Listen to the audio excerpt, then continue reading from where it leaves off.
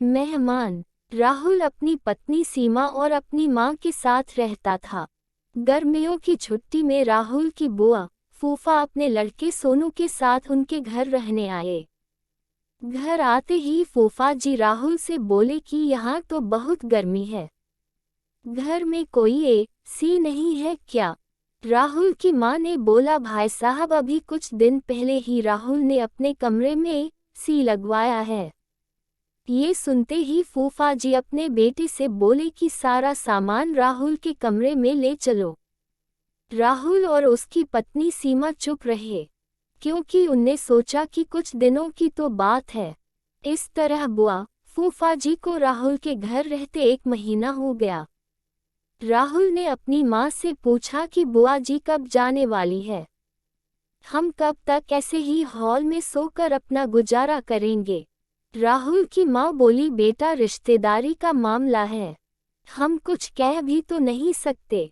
राहुल की पत्नी सीमा बोली, वह सब तो ठीक है, लेकिन उनका छोटा लड़का सोनू सारा दिन घर में उधम करता रहता है। कल तो उसने हमारा नया सोफा बुरी तरह फाड़ डाला। राहुल इस बात पर बहुत गुस्सा हुआ कि नया सोफा फाड़ दिया। वह अपनी पत्नी से बोला, तुम सोनू को ऐसा करने से रोकती क्यों नहीं?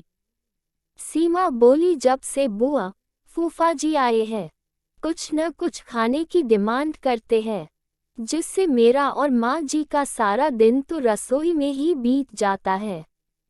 राहुल ने कहा कि मैं अभी जाकर फूफा जी से पूछता हूँ कि वह आखिर कब जाएंगे। राहुल ने बातों बातों में फूफा जी से कहा कि 1 महीना हो गया है, आपके जॉब की छुट्टियां तो खत्म हो गई होंगी ना? फूफा जी बोले, राहुल मैंने जॉब तो कब की छोड़ दी, अब तो मैं बिजनेस करता हूँ और अब मैं इस शहर में भी कुछ बिजनेस खोलने की सोच रहा हूँ।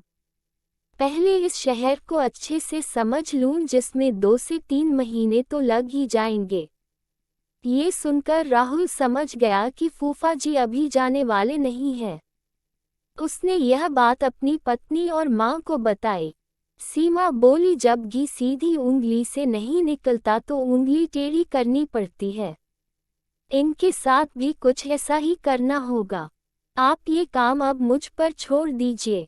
उसी रात बुआ और फूफा जी छत पर थे, तभी उनका लड़का सोनू चिल्लाता हुआ उनके पास गया और बोला कि मैंने अभी एक चुड़ैल को देखा है। तभी एक चुड़ैल वहां आ गई और बुआ और फूफा जी को बोली कि तुम में से कौन पहले मेरा भोजन बनना चाहेगा। चुड़ैल को देखकर वह बहुत डर गई और उस घर से भाग गए। उनके जाने के बाद सीमा ने अपना चुड़ैल का मुखौटा उतारा।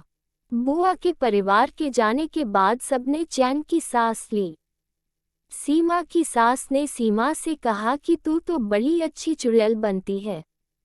ये कहकर सब हंसने लगे। सीख, इस कहानी से हमें ये सीख मिलती है कि हमें किसी भी रिश्ते का गलत फायदा नहीं उठाना चाहिए।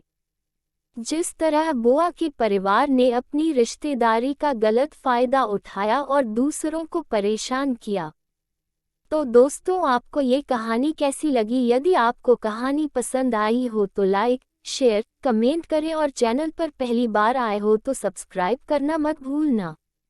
धन्यवाद।